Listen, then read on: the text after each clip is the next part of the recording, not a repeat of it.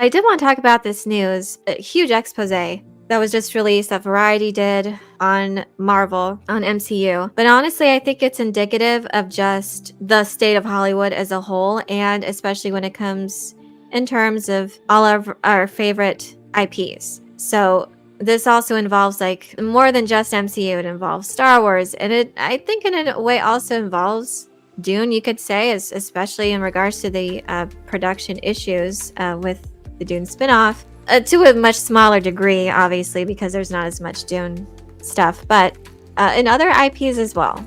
I just feel like it's such a scathing rebuke to how Hollywood views beloved IPs and the fans as well. Crisis at Marvel, Jonathan Majors, backup plans, the Marvels reshoots, reviving original Avengers, and more issues revealed. And this was an expose done by Tatiana Siegel.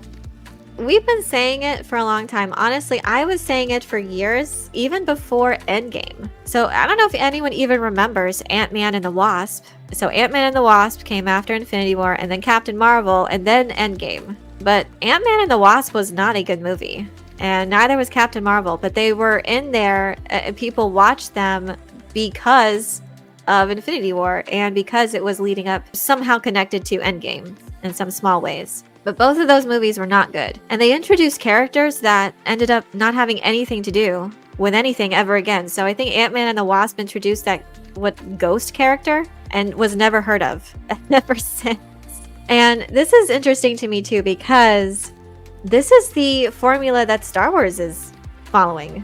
They're following this formula when Marvel itself is going down.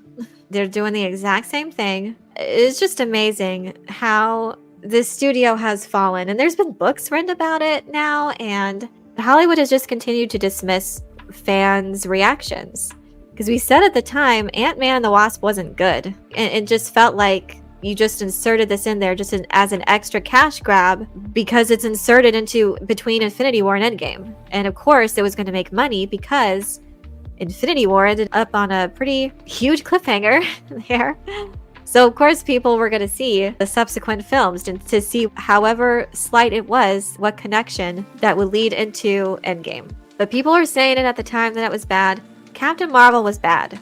Such a disservice to the other characters. Like, that should have been Black Widow's movie, if anything. If they did like a Black Widow movie at that time that was showing Black Widow during the time of the blip, during those 5 years that happened, that would have been interesting. It would have been a Black Widow / Hawkeye reunion, and I think that would have been definitely warranted.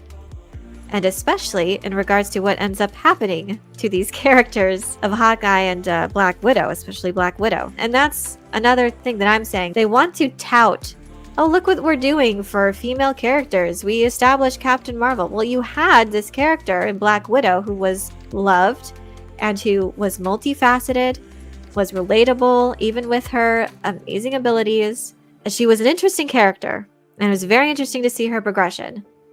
But you did such a disservice to her by what ended up happening to her, and in Endgame specifically, you know, her sacrifice, and that she didn't even get a funeral as well. And then after the fact, you're going to give her a prequel movie, and that just felt like, oh, here's a little gesture for you. I don't know. But was also a cash grab as well, because they just went to this place where they felt that they could do no wrong. And an Ant-Man movie was successful. That shouldn't have happened. So we can get away with whatever we want, and we can treat the fans however we want and dismiss them and what they're saying. And here we are.